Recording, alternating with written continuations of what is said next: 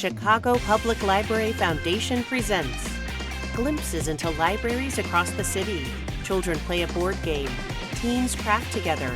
A musician plays as the audience claps along. Exteriors of various libraries. Chicago Public Library Foundation Awards, presented by BMO. Welcome to the 2025 Chicago Public Library Foundation Awards. On stage, Brenda Bowie, Chicago Public Library Foundation President and CEO. This room is so filled with library love. We're so grateful to have you here. Guest, Dr. Eugenia Chang, author. I love libraries because I think they're magic. Guest, Nate Marshall, 2020 21st Century Award honoree. They're one of the great inventions of human society. So to be at an event by libraries, honoring people through libraries and celebrating the work of libraries is really an honor. On stage, Kimberly Good, event co-chair. The work that we do is urgent and it's absolutely worth our collective effort. Through this annual event, we raise funds to invest in library programs across all 81 branches. What an incredible night to be in community together. Kimberly and the colorful CPL Owl mascot dance together. I feel like this is the hug that we all need. You guys agree with that? Next, what is your favorite CPL branch? My favorite Chicago Public Library branch is, this is very hard. Guest José Olivarez, 2025 21st Century Award honoree. Logan Square branch. Guest Chaz Ebert, author. Lincoln Park. Guest Alfredo Garcia, author. Chicago Lawn. Guest Jacqueline Alcantara, author. Lozano and Little Italy. I go to both. MC Bill Curtis, author. The Harold Washington Library. Why? Because it's got everything. I'll say the Carter G. Woodson Regional. On stage, Cheryl Thomas, event co-chair. Foundation's work is to take the baton from the library, continually contributing new ideas, building partnerships, and investing resources that take this institution to the next level. Guest Percival Everett, 2025 Carl Sandburg Literary Award honoree. Libraries have always been the center of our communities. I've had many good memories at my local library, so it's just an awesome place to be at. Guest Rebecca Mackay, 2023 21st Century Award honoree. I could tell you what my life would be like without, chocolate. It would be the same life if I just wouldn't get chocolate, right? But my life without libraries, I have no idea who I would be. And they're just really a cornerstone of helping to educate a community. Guest Sherman Dilla Thomas, 2022 21st Century Award honoree. There's always some kind of programming going on that you wasn't aware of. There's always people that are in your neighborhood that you may not have had an opportunity to meet. Across 81 branches, our libraries welcome more than 5 million visits a year. The library is in every neighborhood for every Chicagoan. I want to thank all of you for being a part of this incredible community. On stage, Linda Johnson Rice, Chicago Public Library Board President. Everything that you do for these libraries and all the 81 branches makes all the difference. On stage, Surin Gupta, event co-chair. We cannot take for granted the opportunities for learning that this wonderful institution provides this great city and beyond. The event tonight isn't just another fundraiser, it's a movement, a mission-driven celebration of what our library makes possible. Backstage, local authors line up before convening on stage. I would like to introduce you to our acclaimed authors who have joined us for this evening and to celebrate and support our libraries. It was always my dream when I started to write to see my books in libraries. In the children's section, there's a little carousel with a few of the featured books, and my book was right there. I want to shout out, be like, this is mine! Authors Irene Caffel, Chaz Ebert, Lisa Lowe, Ada Palmer, Elise Passion walk across the stage as their names are called. Irene Caffel's latest novel is inspired by the curators who saved collections from the war in Iraq, once again proving librarians are always the real heroes. It's time to give a feck. Yes, I said it right. Lisa Lowe may have dreamed of becoming an ice skater as a child, but her poetry crackles with warmth, music, memory, and the magic of everyday details. Ada Palmer's Terra Ignata series combines sci-fi with philosophy, politics, and panache. Elise Passion blends Osage heritage and lyric grace, an extra in a Michael Jackson video. Peter Sagal nods and grins as he walks to his seat. Bill double takes. That's Peter Sagal. Mark Turcotte 2025 Illinois Poet Laureate. pens poetry rooted in identity and memory in exploding Chippewas. Wait. Peter Sagal interrupts Bill. Stop. In a 60-plus year career of broadcasting, you finally made a mistake. You left out a letter, the letter being K for Curtis, because Bill has, of course, written a new book. And now please welcome our 2025 author awardees. José Olivarez joins the ranks of our 21st century awardees. Tonight's Carl Sandburg Literary Award winner, author of dozens of books, and this year's 2025 Pulitzer Prize winner for his novel James, Percival Everett. Let's give him a real Chicago celebration. In 3 rows, the large group of authors spans the length of the wide stage. On stage, Bob Wislow, Chicago Public Library Foundation Chair. Earlier this year, we lost 2 of our founders, Cindy Pritzker, our visionary founding chairman, and Bruce Sagan. Bruce's legacy lives on through his unmatched commitment to Chicago's institutions of art, journalism, and libraries. To Cindy's honor and her amazing contribution to our city, we created the Cindy Pritzker Civic Award. On stage, Chris Brown, Chicago Public Library Commissioner. Like so many in this room, we are aggressively hopeful about our city. Let's invest in the future of our city through our library. Thank you so much for being here tonight and for supporting us so that we can continue to do amazing programming. Because when the world feels divided, or people may feel excluded, the library stands for something profoundly democratic, which is that everybody belongs. The colorful CPL owl mascot blows kisses. On stage, the 3 Glass Book Awards sit on a mirrored table beside the frosted glass podium. And now, please welcome to the stage your host for this evening, television journalist and author, Bill Curtis. At the podium. Did he say author? Welcome to this year's Chicago Public Library Foundation Awards. Welcome back. Whether you're joining us in this room or across the city, the country, or the world, thank you for being here to celebrate the unbound spirit of your Chicago Public Library. For 25 years, these awards have honored authors, artists, and leaders who expand our understanding of the world. This event gives us an opportunity to revel in the endless opportunities a public library can provide its patrons, from technology classes to jazz concerts to homework tutoring, and of course, an endless supply of books. And our 81 Chicago branches, many of which you will see displayed across our walls and screens tonight, are cornerstones of the neighborhood, providing a network of support to our residents who need help the most, especially now. We are in every neighborhood for every Chicagoan.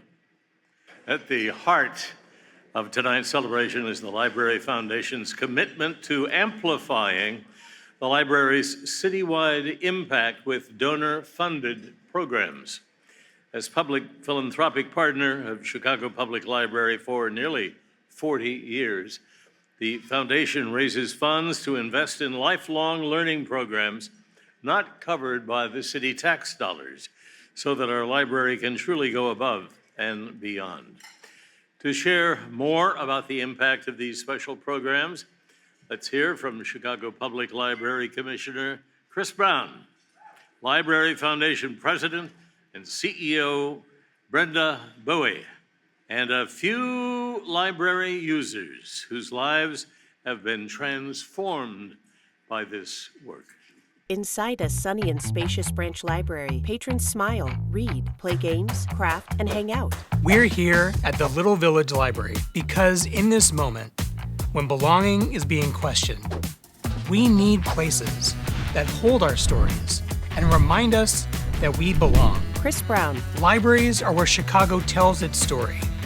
Honest, complex, and ours. Libraries are where authors and readers, ideas and experiences sit side by side. Where every story, familiar or new, finds a home.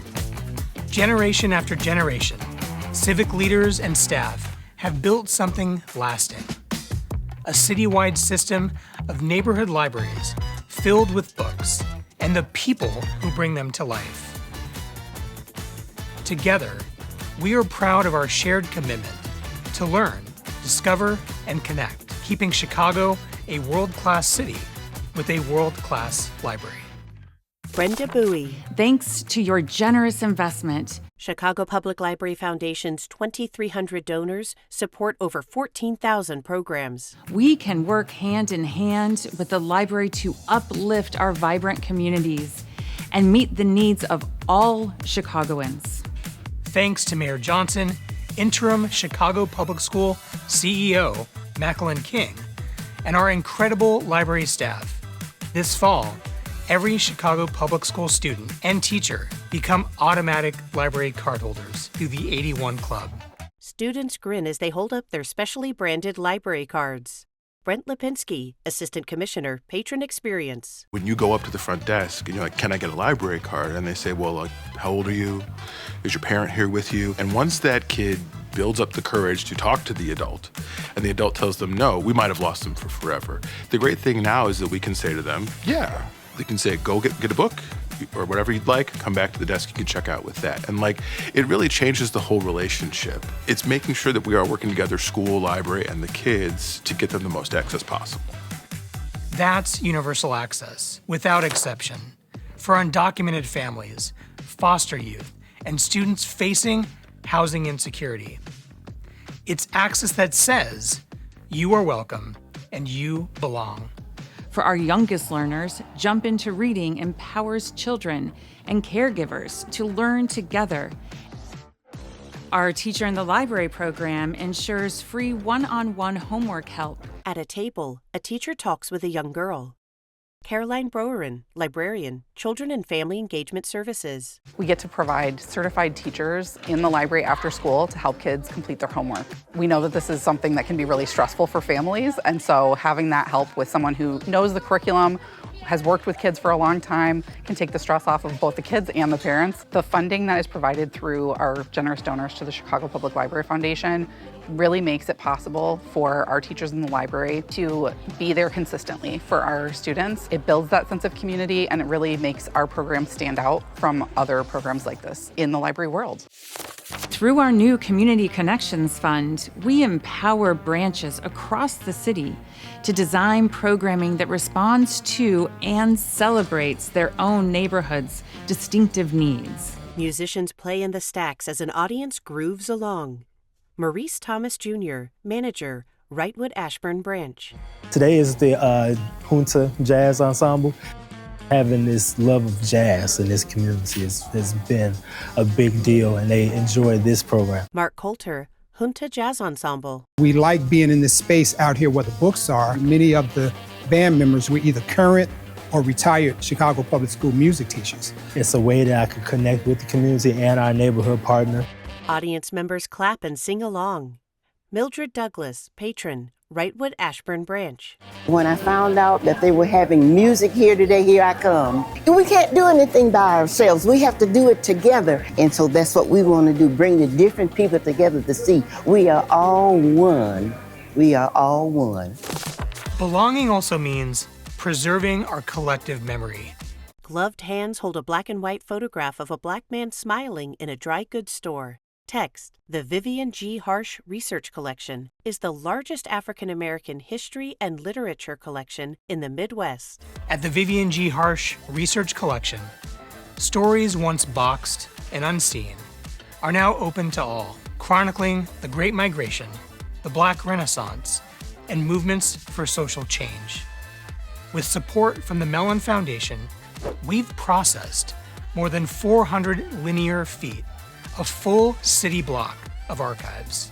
Patrons at different branches use library computers. And we're investing in AI literacy, from girls in tech workshops to partnerships with Google and Microsoft, because the future shouldn't happen to Chicagoans, it should happen with them. Tonight, as we celebrate the unbound spirit of our Chicago Public Library, we also honor the profound power of connection that our library makes possible. Last year, our donor community helped reach and serve more than 440,000 Chicagoans. That is exceptional. And it sends a powerful collective message that investing in every individual's freedom to learn, connect, and discover at the library is an investment in our collective strength and in our city's future. Children smile during a program. Whether you are joining us live or watching the broadcast, please know that there is so much more to do and that we need you. Support your library. Support your community. Join us today. A QR code at right. Support your library. Support your community. At the podium, Commissioner Chris Brown. Thank you. For more than 150 years, the Chicago Public Library has been connecting our city to life-changing resources and ideas. You just saw in that video what that looks like. Across our great city, from Rogers Park to Roseland, from Austin to South Shore, we welcome Chicagoans of every age, background, and neighborhood. And at a time when so many communities are rebuilding connection and trust, the library stands firm as that place of welcome and renewal. Our 81 branches are spaces where possibility becomes real. And in a world that too often tells people they don't belong, we say your dreams can grow here. That, of course, is what it means to be unbound. The library teaches what democracy feels like, the power of belonging. And every library card is proof of what we believe in together. Those 5 million visits, those new cards, those moments of belonging, they start with the small things. A smile of recognition, a story shared, a neighbor helping another find their way. It's what makes this work so extraordinary. Last year, we reached a record 167,000 new library card holders. And this year, thank you. And this year, through the 81 Club, we've already added more than 330,000 new student accounts, doubling that record and expanding access to every neighborhood.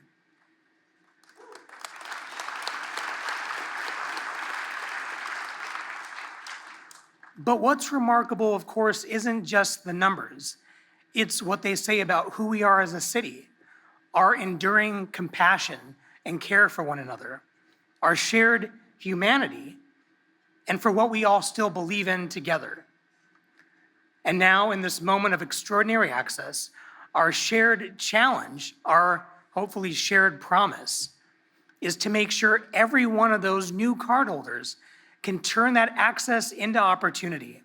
Chris steps to the side as Brenda Bowie, Chicago Public Library Foundation President and CEO, takes his place at the mic.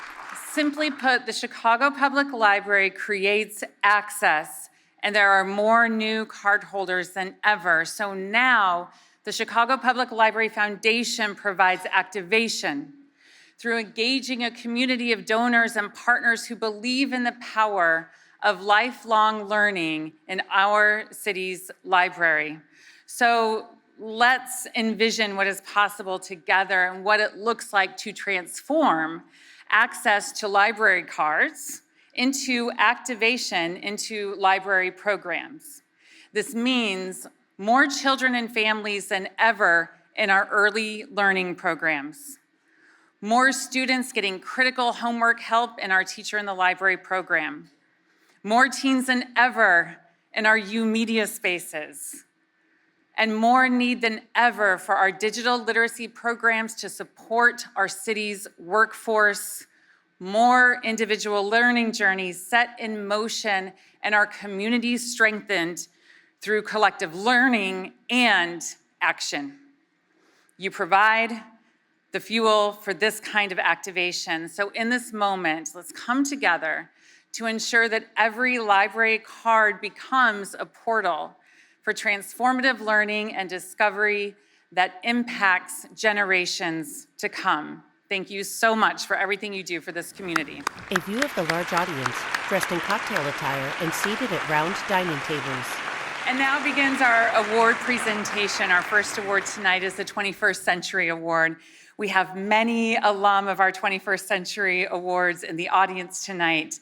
I am joined by 2020 honoree Nate Marshall to present the award to José Olivarez. And first, this video. Honoree José Olivarez speaking at different literary events. I really am starting to believe that language is untranslatable. In his poem, Ode to Tortillas, José Olivarez writes that there are two ways to be a Mexican writer. You can translate from Spanish, or you can translate to Spanish.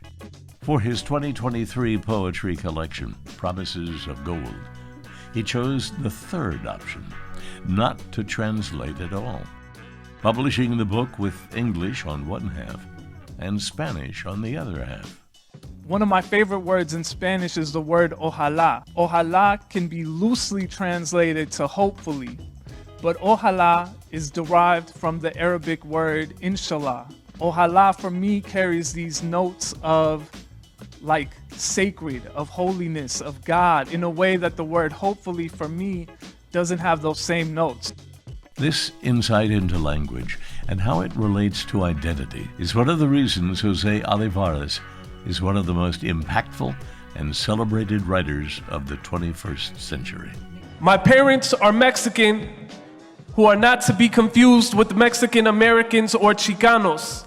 I am a Chicano from Chicago, which means I'm a Mexican American with a fancy college degree and a few tattoos. His first book of poetry, Citizen Illegal, was a finalist for the Penn Gene Stein Award and a winner of the Chicago Review of Books Award for poetry. I was trying to write a book that I could have used when I was a teenager, that might have helped me feel like I was at home, that might have helped me feel seen. So, I'm glad that people relate to it because that's what I wanted, In the follow-up, Promises of Gold, he wanted to write a book of love poems for the homies. And so I wanted to write kind of a book of poems about all the ways that our friendships are so central to to our growth as people and to our loves. His work challenges the notion of what language should say in favor of what it can say. And by removing those restrictions, allowing someone to define the world on their own terms. For me, identity changes, right? It's not a static thing. Try to write something with the intention of making it clear, but also at the same time, really bringing out some of the things that make it complex. I think it's powerful when you begin to articulate yourself, right? Like that feeling of getting to name yourself and define yourself. Please join us as we celebrate this year's 21st Century awardee, José Olivarez. A black and white headshot of Jose against a neon background. At the podium, Nate Marshall, 2020 21st Century Award honoree. Yeah. It's beautiful to be here again. I had the good fortune to win the 21st Century Award back in 2020. It's a weird time to win the award, but it was a really meaningful confirmation of what I do as a writer. And not just because it's nice to win awards, but specifically because this award and this ceremony seeks to support, celebrate, and venerate one of our last great public commons, the public library. And of course, the Chicago Public Library is my home, maybe as much as any place in this city. Shout out the West Pullman branch, the Walker branch, and Woodson Regional. But now I want to talk for a moment about one of my favorite writers and one of my best friends, José Olivarez. I was asked to offer a few words about José, so here are a few words. Word to my boy, José Guadalupe Olivarez, born in Chicago, raised in Calumet City. Word to Chicago. Word to Calumet City. Word to the day we met. Word to the Printers Row Literary Festival. Word to CTA and Metra and reduced Sunday hours that meant we out South boys had to get to the performance mad early. Word to our mentor, Mikey Heff, for telling us to leave him alone and go talk to each other about poetry and rap. Word to AOL Instant Messenger ciphers and Ill Poet 17. There you go. He points backstage. Word to poetry slams and open mics. Word to José's 1980-something Toyota Tercel. And word to his dad knowing how to fix cars and his mom's knowing how to fix food. Word to Halsted Street, that he drove from Sibley to 116th to pick me up, to all points north in search of poetry and in fear of the expressway. Word to young Chicago authors and the Spoken Word Cafe and TF North and Jane Addams Whole House Museum. You don't get writers like José without well-funded youth programming.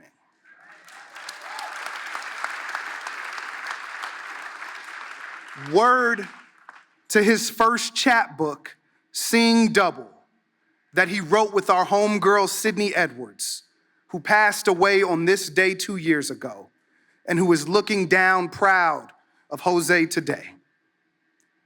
Word to Citizen Illegal, word to Promises of Gold, word to editing each other's books forever. Word to my brother José, palabra a mi hermano José. Sangre no lo haría más cierto. Blood would not make it more true. Y'all, please give it up for your 2025 21st Century Awardee, José Olivarez. On stage, José hugs Nate and Brenda. José smiles as he holds his award, a small, clear, book-like rectangle with engraved writing. José wears a loose dark brown suit and shirt with a rosary around his neck. As Nate and Brenda leave, José stares down at the award in his hands. Oh, man. What am I supposed to do? I'm so honored to receive the 21st Century Award from the Chicago Public Library Foundation. When my first book was published, I got invited to come to this event, and I thought I peaked. Walking with the procession of authors, I thought that was as good as it got. I got to walk across the stage and cheer for my friend Eve L. Ewing as she received this very same award. Yes, yes. To share this award with so many friends and writers who inspire me is a major acknowledgement. I love Chicago. I love the Chicago Public Library. Let me begin with some thank yous. Thank you to my wife, Erica Stallings, for your love and support. Every day with you is a blessing and a joy. This award is yours. Thank you to my parents, Pedro Olivarez and Maria Placencia Olivarez. Thank you to my brothers, Ruben Olivarez, who cannot attend because he is working right now. Thank you to Daniel Olivarez and Pedro Olivarez, who are both here tonight. Make some noise for all of them, please.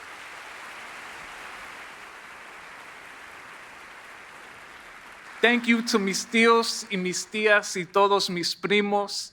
Los quiero demasiado. Because of you and your love, I am here. This award is yours. Thank you to all my friends. You're too many to name, but I love all of you, and thank you for letting me be obnoxious and read you poems, sometimes at restaurants, sometimes at bars or cafes. Thank you to my teachers, and especially Mr. Mooney, who was the poetry slam coach at TF North. Yeah, you can give it up for them. Thank you, Mr. Mooney. Thank you, Mrs. DeYoung and Ms. Bittner, for your belief. Thank you to Professors Eric LeMay and Glenda Carpio, who encouraged me while I was a student at Harvard University. This award is yours.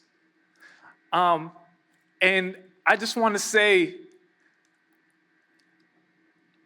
really briefly that Sydney Edwards is an incredible poet, and I am so honored to be her friend and still thinking of her every day.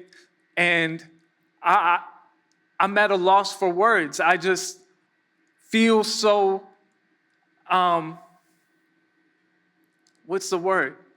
I'm maybe beyond language for what it means to be able to be here with all of you on the anniversary of her passing and to know that she is still here with us today. So I wanted to say that very briefly. Jose adjusts his eyeglasses as he takes in the room. We are here to celebrate the Chicago Public Library. If every story has multiple origins, and I believe they do, one of my origins is at the Calumet City Public Library. I want you to consider this. My parents were undocumented during my childhood. The first time my parents tried to register me as a student in Calumet City Public Schools, we were denied. The administrative team told my parents that because I only spoke Spanish, the school could not accept me as a student. The language barrier would be too much for their teachers. A year later, my mom and I returned to attempt to register for kindergarten. I was allowed to register, but I remember my mom and I had to have a meeting with the principal. I remember the principal made my mom and I promise that I would work to learn English outside of school hours. Why am I telling you this? Because I was a child. Because even then I understood that something about my family was not entirely welcome. We caused people headaches. We were extra work for them to deal with. When we went to the doctor's office, I saw the impatience in our doctors' faces as I translated between them and my parents. We were a problem. That's what it felt like whenever my family had to deal with the public service institution. The post office, we were a problem. At the banks, we were a problem. At school and at work, we were a problem. In clinics, we were a problem. At the grocery store with our folder of cut-up coupons, we were a problem. There was one place, however, that always made us feel welcome. That was the Calumet City Public Library.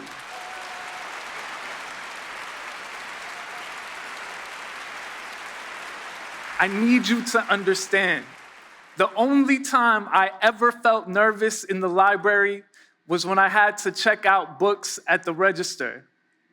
I always picked more books than the lending limit allowed. So the librarians always asked me, "Are you sure you're going to read all those books in 2 weeks?" The answer was always yes. I'd stack the books on my dresser and work my way through them one by one until I finished them all. I loved books. I read The Boxcar Children and marveled at the adventures of the siblings in the books and their independence. I read any and every book by Walter Dean Myers that I could find. Reading his books felt like reading about my own neighborhood and friends. Myers' books made me want to run outside and play basketball. And they made me want to stay inside all day and finish reading. The library was luxurious. It was the only place in my young life where I could choose whatever I wanted and not worry about the price. Everything was free. I don't know where my life would be without the library. I'm happy I don't have to imagine that alternate reality. There are some alternate realities I do need to imagine. Those realities begin with what I learned all those years ago at the Calumet City Public Library. What might our country look like if there were more spaces that felt as free and safe and welcoming as the library? I want to close with a poem. This is a brand new poem, so hopefully it doesn't stink. Listen, you never know. I was asked by Stanley Kay at the Chicago Magazine if I might consider writing a poem to go alongside a photo essay documenting the presence of federal agents here in Chicago and documenting all the ways that Chicagoans are keeping Chicagoans safe. Here's what I wrote. This poem is called When We Win. When we win. The masked agents raid our neighborhoods. What do they cover up? Yesterday is their promise and their charge. On 75th and South Shore, they rammed down our doors using yesterday. They tossed canisters of yesterday into our children's lullabies. Why? My people, we carry today and tomorrow in twin holsters. We plant today and tomorrow in our gardens. Every day there are more sprouts. Let it be known, Chicago will never cower. Yesterday already died. Yesterday is dying. Yesterday will die again tomorrow. There is no future in yesterday. The agents in our neighborhoods hide their faces because they are losing, because they lost. When we win, there will be whistles from the gulls circling Lake Michigan. Let them sing it. Chicago is a city of today and tomorrow. Chicago is the future. Let it be known, we will win. We will win. Chicago is the future.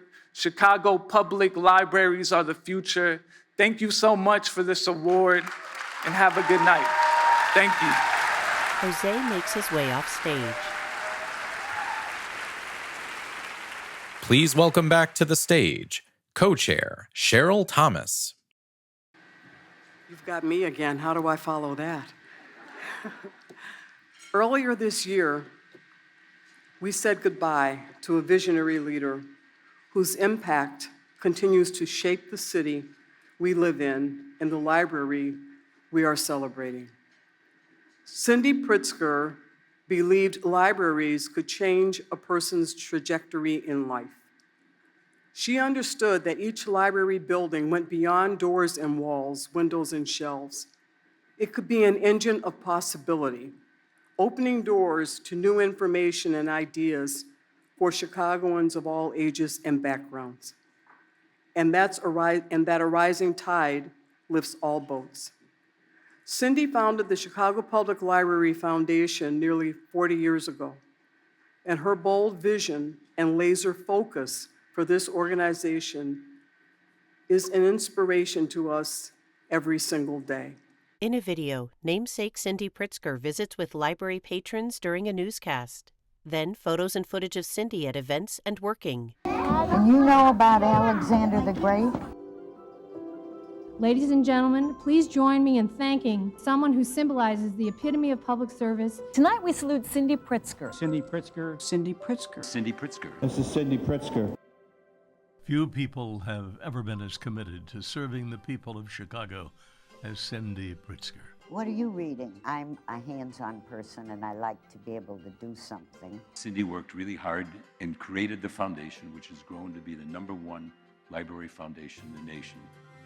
As the founder of the Chicago Public Library Foundation, she brought education access and new opportunities to millions of the city's residents. Cindy speaks at a press conference announcing Harold Washington Library. Today we officially dedicate our new permanent central library for the city of Chicago. This institution of knowledge reaches out to all and welcomes them to read and study and learn. Through her work with countless other organizations, she uplifted the arts and humanities. And her advocacy for everyday people inspired others to take up the spirit of public service across the city. Thanks to Cindy, Today we have one of the most visionary private-public partnerships in the country. Like, I hope you all get A's. We are honored to officially name our annual award for public service as the Cindy Pritzker Civic Award. A black and white headshot of Cindy against a neon background. At the podium, Gigi Pritzker, daughter of Cindy Pritzker. Thank you very much for having me. It is truly an honor and a pleasure to be here tonight. My mom was the coolest. She was amazing in so many ways. She was deeply curious. She got a tattoo at 90 to see what all the fuss was about. And she hauled 7 of her grandchildren with her to get the same tattoo. She was funny. She was incredibly intelligent. She also had a magical ability to relate to anyone and everyone. And yes, she did a lot for many organizations in this city that she adored, but nothing gave her more joy than her work with the library. When Mayor Harold Washington appointed her to the Chicago Public Library Board in 1984, she was excited to take on a new challenge. That challenge became her life's passion, and she held the library dear until she passed away in March at 101. Our family is thrilled and honored that the Foundation Board has named this award for Mom.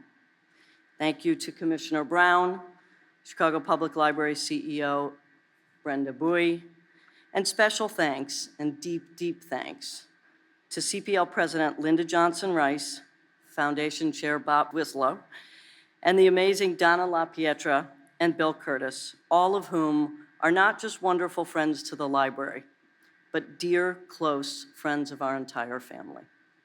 Mom's legacy will live on through this award, and for that we are all deeply grateful. Thank you.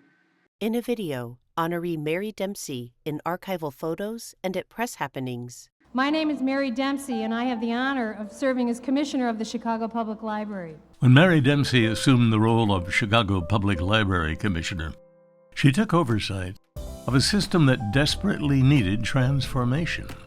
We were living in the dark ages as far as the library was concerned. Many areas of the city did not have easy access to a library. Technology in the library was near non-existent, and much of the infrastructure was in need of an upgrade. In her nearly 2 decades as commissioner, she didn't just spearhead an update of Chicago public libraries.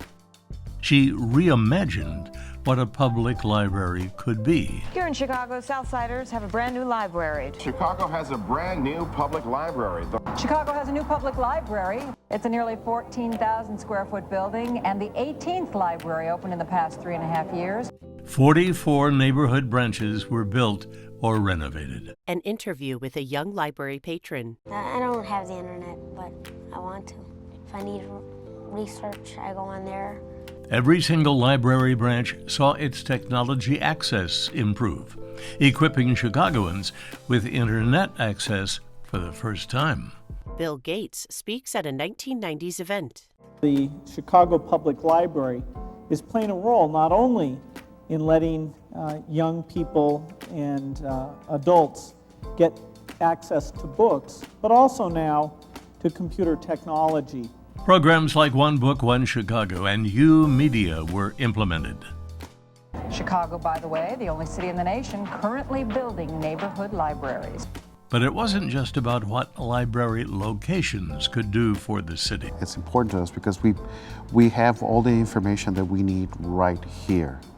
Her vision removed the limitations on what libraries could be for the people of Chicago. Our mission as a public library is to provide the opportunity for millions of library users to exercise their freedom to read, to learn, and to discover. Libraries are a source of information, entertainment, education, literature, fun, drama, and they're a refuge for people. That, to me, is part of what the library is all about. Learning how to find out your sameness with other people. Please join us as we celebrate this year's Cindy Pritzker Civic Awardee, Mary Dempsey. A black and white headshot of Mary against a neon background. At the podium, Gigi Pritzker. Joining me to present the award to Mary Dempsey is Amy Eshelman, former First Lady of Chicago and past Assistant Commissioner of Chicago Public Library. The two women hug warmly as Amy Eshelman takes Gigi's place at the podium. Thank you, Gigi, for sharing your amazing mom with all of us.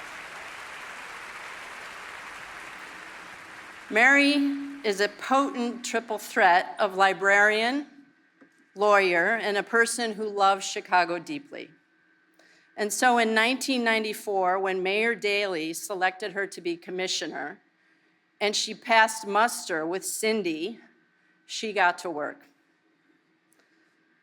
At CPL, Mary led us all by example, focusing on how to collaborate, to show up in every community, put our values first, and become an essential and trusted place for learning and for joy. She challenged us to be bold, think big, and not be afraid to try something new.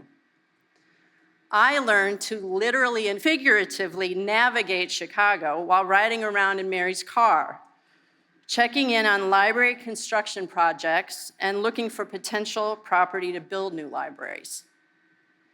Nothing gets Mary more excited than construction. You have heard tonight about the many tentpole programs launched because of Mary's vision, created long before the words equity and inclusion were commonplace. Their common thread, as Mary knew then, was and remains about making our libraries more accessible and relevant to all Chicago's residents who need them most. Mary's public service and civic commitment didn't just happen at CPL. In 2005, Mayor Daley asked her to take a 6-month leave from the library to reform the city's procurement process. Working in partnership with another smart, committed, no-nonsense city employee and attorney named Lori Lightfoot, Chicago's procurement processes became more transparent, accountable, and equitable. Thank you, Mary, for all you have accomplished in service to Chicago and its residents. Please welcome my dear friend, Mary Dempsey. Amy gathers up her notes as Mary makes her way on stage. Mary wears a dark dress suit with a gold necklace and circular lapel pin. Mary hugs her two friends, then stands at the podium.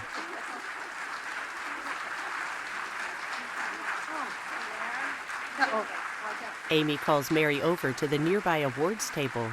Mary smiles at the glass award, then poses for photos with Amy and Gigi. Setting the award back on the table, Mary returns to the podium. Thank you all. Thank you, Amy and Gigi. I'll say more about them in a second, but I want to start by thanking you all for being here.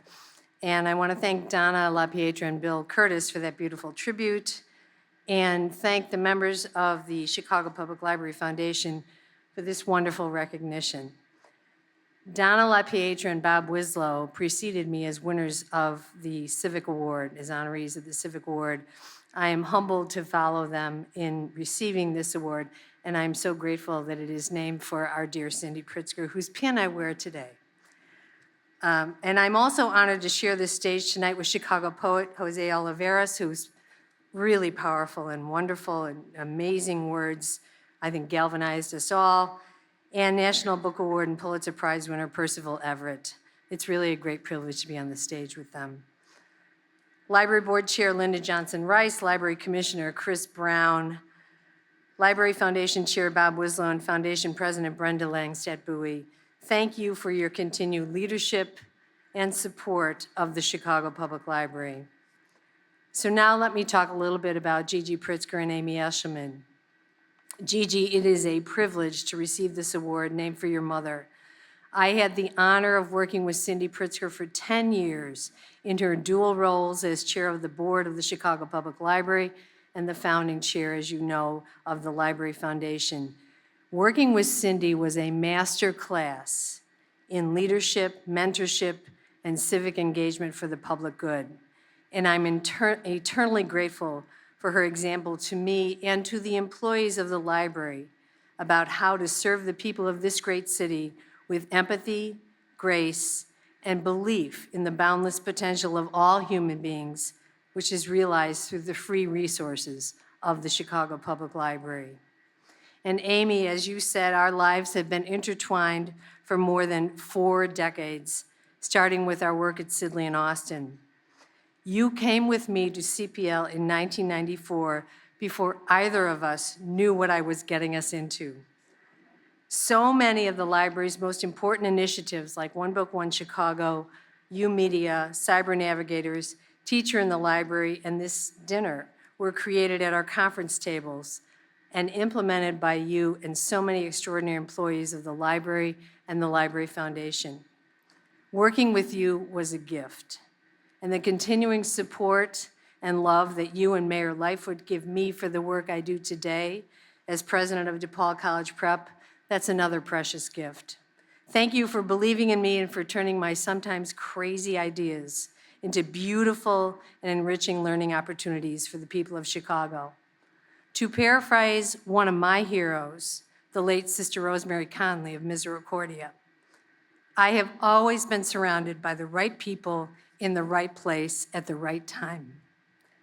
Starting with my parents who raised their 5 children to believe in the power of education, faith, and kindness.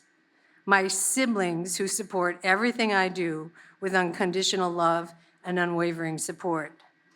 And of course, my beloved husband, Philip Corboy. When Mayor Daley asked me to become library commissioner and I hesitated to accept his offer, Phil put it to me very plainly.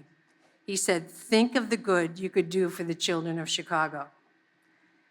And of course, Phil was right. He usually was. His unconditional love and support during my library career continues to inspire me today in the work that I do with my DePaul College Prep colleagues as we educate the future generations of Chicago leaders. My Catholic faith teaches me that every human being should be treated with dignity. My work in city government taught me that every neighborhood of this city matters and that the government should support and serve people, not divide or strike fear into them.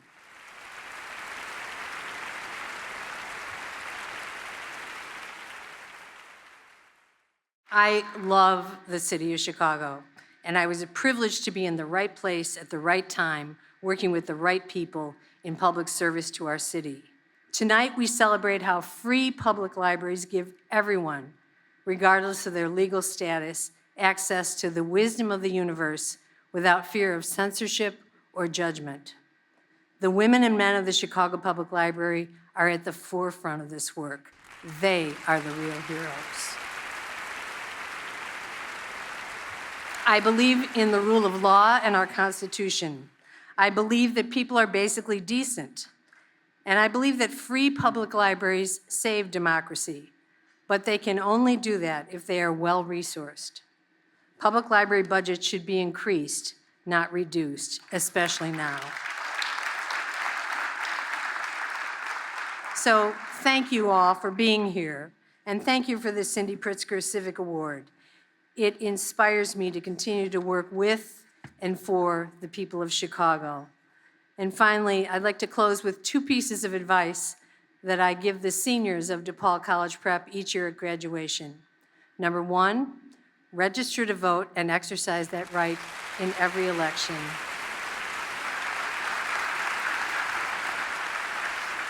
And number 2, continue to read banned books. Thank you.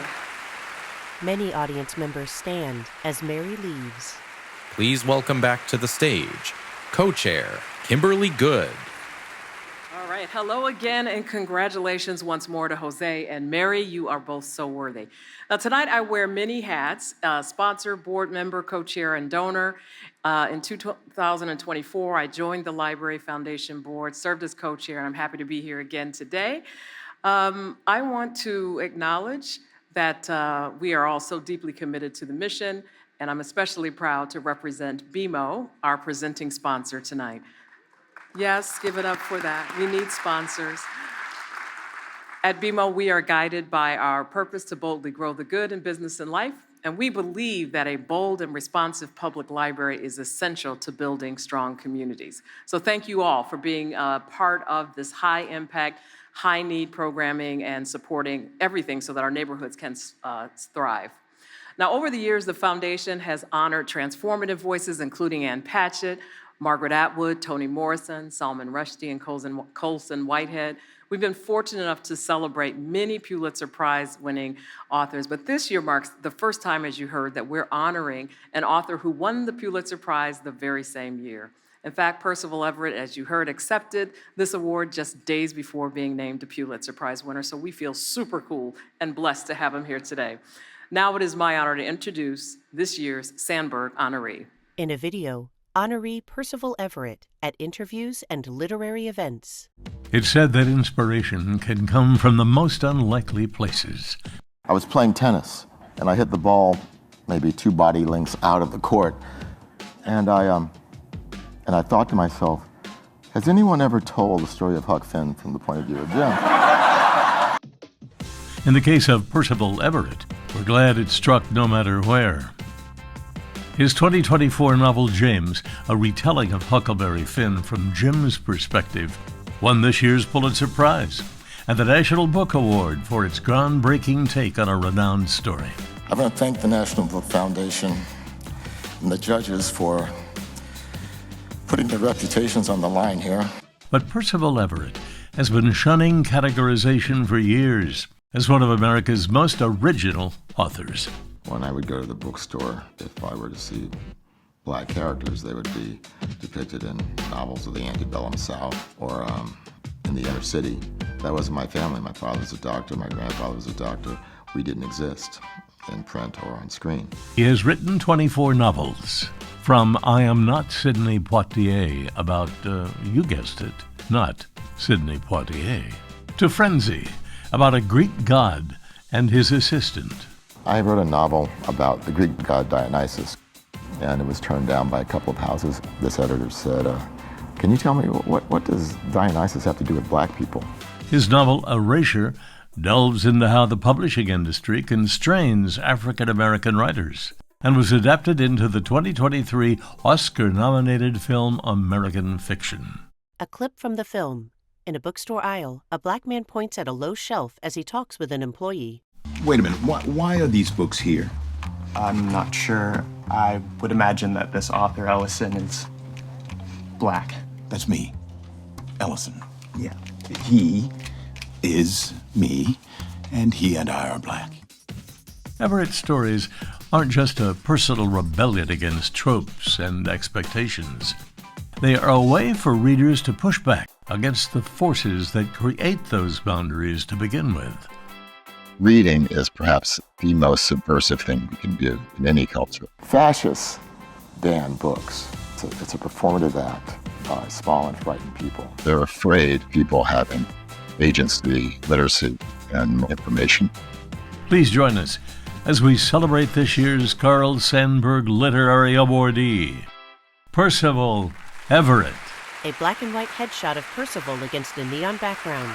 At the podium, Kimberly Good. So I'm going to now turn this part of the program over to Scott Simon, one of America's most admired writers and broadcasters and host of NPR's Weekend Edition and a dear friend of the library and the Library Foundation. Percival meets Kimberly on stage. They pose for photos as Percival holds his award, a clear book-like rectangle with an inlaid gold medallion featuring Carl Sandburg's face in profile. Percival wears a tan sports coat over a light denim chambray shirt and jeans. He takes a seat in an armchair at center stage as Scott Simon sits across from him. Congratulations. Thank you. You're a real Chicagoan now. Good. This has been exciting. I want to be from Chicago now. I feel the need to, my wife and I always enjoy coming home. To the audience. We hear a lot of loud voices. I think a night like us, like tonight, reminds us this is the greatest city in the world. Percival joins in the applause. Scott checks his notes. How did you get hold of the idea to reimagine James from Huck Finn? I wish I had a romantic answer for you, it was a burning desire for years. But as the video showed, I was actually playing tennis. And I thought between shots if anyone had ever done it. And it turned out no one had. I was hoping for a more expansive answer this Yeah. time. This is how the night's going to go. Well, I have to ask, your great-grandmother, you know was enslaved. Yes. Was there any thinking that you could give voice to a lot of people whose voices have been lost in the maelstrom of history? Certainly. The depiction of enslaved people in this country has always been pretty strictly that they're superstitious, simple-minded, and incapable of second-order thinking. Mm-hmm. And we know, because we know human beings, that this is not true. That voice that we hear, the slave dialect, that became the standard of the way enslaved and poor black people talked, is not exactly correct. Maybe not correct at all. In the 30s, the WPA sent people around to record folk songs and the stories of people. And one of the parts of this project was to record the testimonies of formerly enslaved people. And they were quite old at the time. And these recordings exist. What's remarkable about them is not the fact that they sound very much like I sound right now, but the fact that the transcriptions of their testimonies are written in a slave dialect. And there are two ways to see this. One is, no matter how they spoke, this was how they were going to be heard. This is how deep the racism might reside in this culture. And the other possible explanation is that the transcribers were instructed to do this. Neither is good. It's hard to say which is worse. But this is part of what motivated the writing of this novel. James goes to great lengths to conceal his erudition, doesn't he? Yes. For his own safety.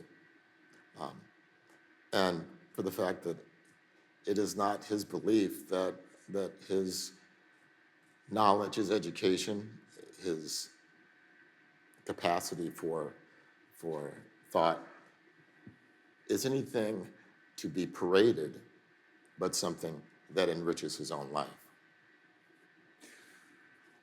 I also want to ask about your great novel, Erasure. What are you concerned about in American publishing that casts black writers in a certain way? Well, I should say that publishing has gotten, even at the time of the publication of that novel, 2001, things were better than they were when the seed of this novel was planted. When I was 13, 14, going into my local bookstore looking for books about my family, about me, I couldn't find them. Black people were either from the antebellum South, on a certain side of the antebellum South, or from the inner city North, and always poor. I come from two generations of doctors, and the generation before that were teachers. And so my family didn't exist. I didn't have a problem with the novels that did exist. It was the lack of range of the novels that existed. And it was confusing because from my grandfather and father's bookshelves, I understood that the novels of the Harlem Renaissance of the 30s and 40s did depict a range. So there was not the people writing. It was the people choosing what would be published. And may I ask, in front of all these people, how did publishers feel about your attack on this? Well, they bored me to death because no one disagreed with me. Well, I should say that the novel found a home with a university press to begin with. So I guess that I should read that as commercial presses weren't terribly responsive to it. But the novel gained some traction. I never understand how that happens, but it did, and has survived, and now it turns out I had something to say. Are we hearing enough voices today? Are we never hearing enough voices? As long as we have masked people on our streets, intimidating people, people will be quiet. I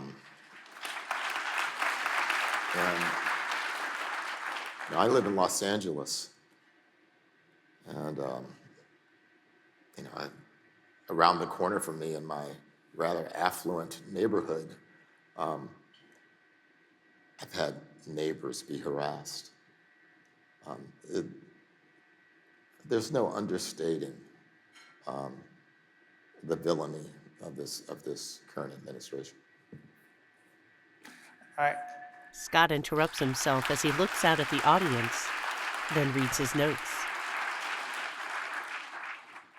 Your first novel, 1983, about the third baseman of the Seattle Mariners.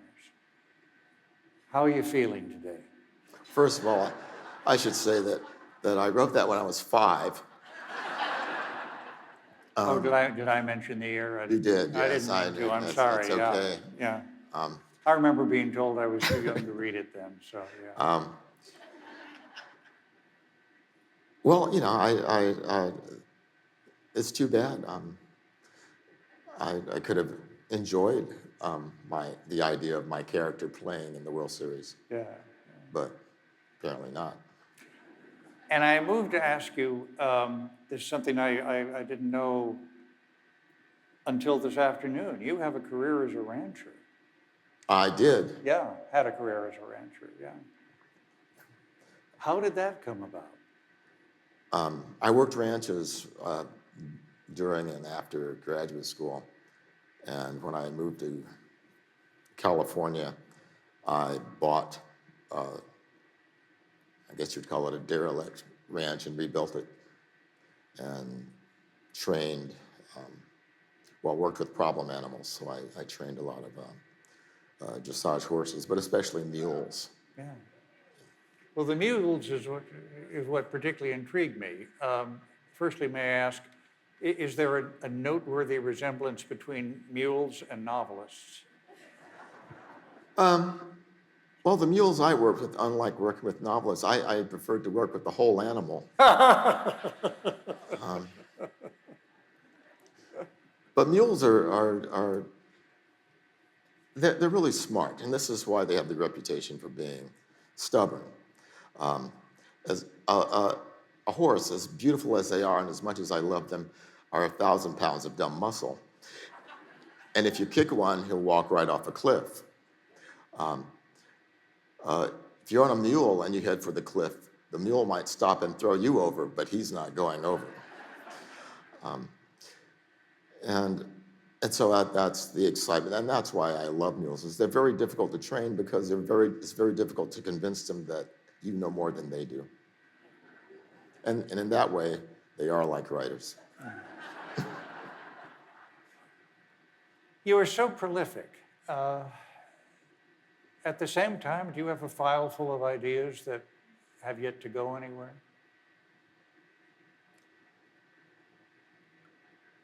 Not really. I've chosen this profession because I like to study. I find subjects, and I often don't know I'm working on a novel until a couple of years into delving into something. for years, for a couple of years, I was crawling through caves. I was finding caves all over the US, developed caves, undeveloped caves. In a way, I was cheating on my wife, who didn't like me climbing. So I just went down first instead of up, and she didn't have the same fear. But finally, I said to my best friend, I don't know why you keep going into these caves. And he slapped me and said, you're working on a novel. And I had one of those epiphanies. Yeah, you're right. The novel was called Wounded, and it has in it a cave. And in my fashion, I didn't need to go into any caves to write that novel. But he gave me permission. And we should note, of course, you're married to a great novelist. I am. As I said to you, that reminds me of a joke yet to be told. Two novelists walk into the kitchen. What's that like, to be married to another novelist? Well, it's great. I don't know if I'd love my wife any less if she weren't a novelist. Yeah. I might like her a little more if she weren't so much more talented than I am, but... Do you wrestle over metaphors? No, that was my idea? Anything? No. Like that? We work so differently in that I have no discipline whatsoever. I never work with a schedule. If anyone ever comes to me and says, let's go to a movie, I go to a movie. So you never say, I have work to do? I have never said, but I have to work. How do you get so much work done? Drugs.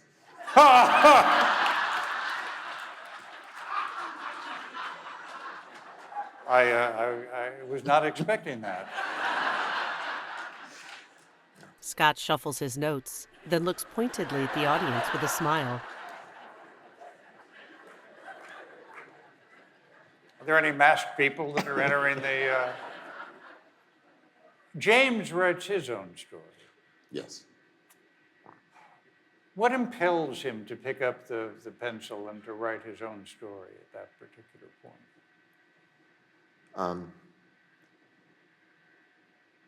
The fear that someone else will tell it if he doesn't. Percival points around the ballroom.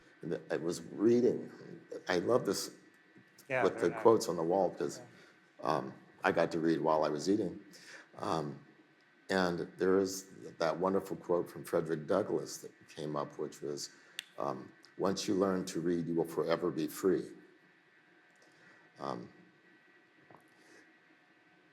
And I think education, and that's the beauty of it, which is why it's under attack.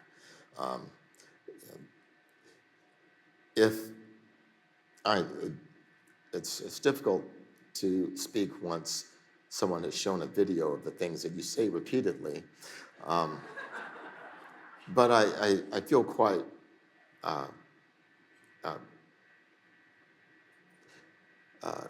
what's the word? Impassioned by the idea that reading really is the most subversive thing that you can do in any culture. The second most subversive thing is not writing. Surprisingly, it's belonging to a book club. And I'm serious. When you're in a book club, you open up to someone else and you become critical. Not of that person, but of the work. And so you are thinking. That's the culture I want to live in. It's where people don't necessarily agree with me, but they think. And this is why fascist regimes run to ban and burn books. It's because they're afraid of thinking.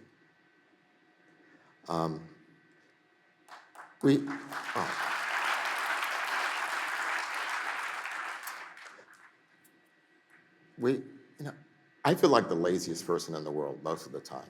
I mean, obviously, I must work because I have this work to show, but I feel lazy. And then I look at our culture and I think, no, this is a lazy culture. And I don't want to live in this culture. I want to live in the culture.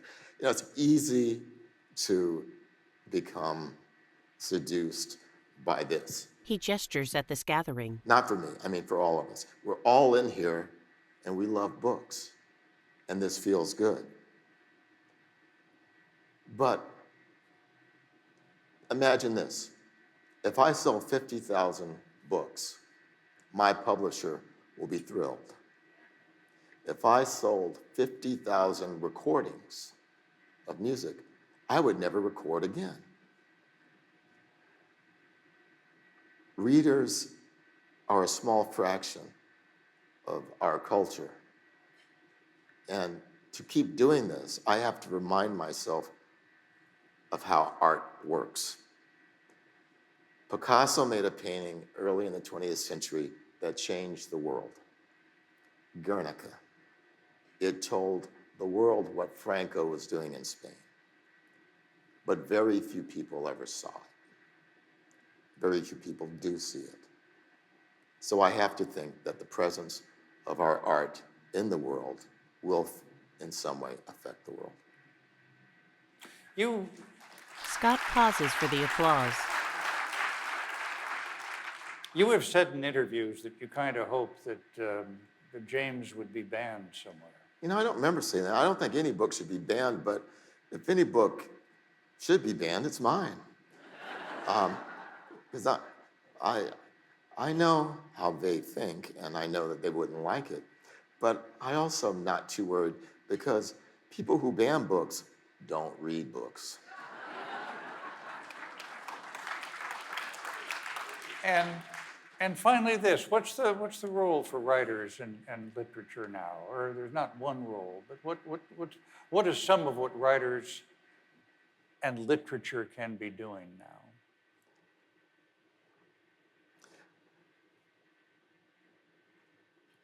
First of all, the work is done by you, readers. I might make a novel, but what I think I mean doesn't matter at all. You make the meaning. Readers make the meaning. Readers make all of this have sense and give it importance. At best, I'm a facilitator. And I'm not saying I don't do some work to create it, but the real exciting part is when an audience comes to it. The only thing that writers can do is continue to observe and to make the work. I can't make a case for a writer being that important. We're important like a landscape is important. We're there, and we should keep doing what we're doing, but we're not special. The work is special. To the audience. The winner of the 25th Carl Sandburg Award from the Chicago Public Library Foundation, someone whose work I have found very special, and it's been a special moment to be with you tonight. Thank you. Percival Everett. Thank you very much. Scott and Percival shake hands, then rise as the audience gives a standing ovation. Next, a QR code at right. Support your library. Support your community. This concludes this year's Chicago Public Library Foundation Awards program. We thank you for joining us, celebrating unbound power of this community. Your journey doesn't end here. Unlock your new opportunities and keep exploring at your neighborhood library branch. Good night, everybody.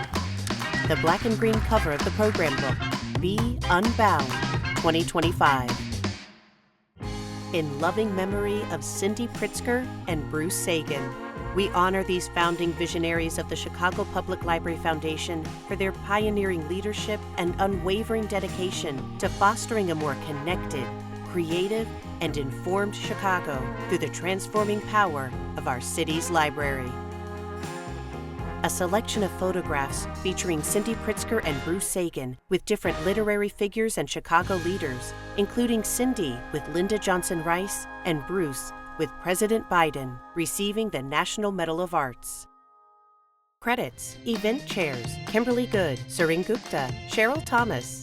Honorary Chairs: Mayor Brandon Johnson and First Lady Stacey Johnson, Governor J.B. Pritzker and First Lady M.K. Pritzker, Secretary of State Alexi Giannoulias and Joe Terlato Giannoulias, Event Producer Donna LaPietra, Presenting Sponsor BMO.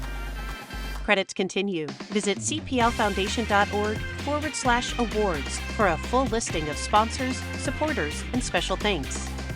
Audio description produced by Chicago Public Library Foundation. Written and narrated by Bridget Melton.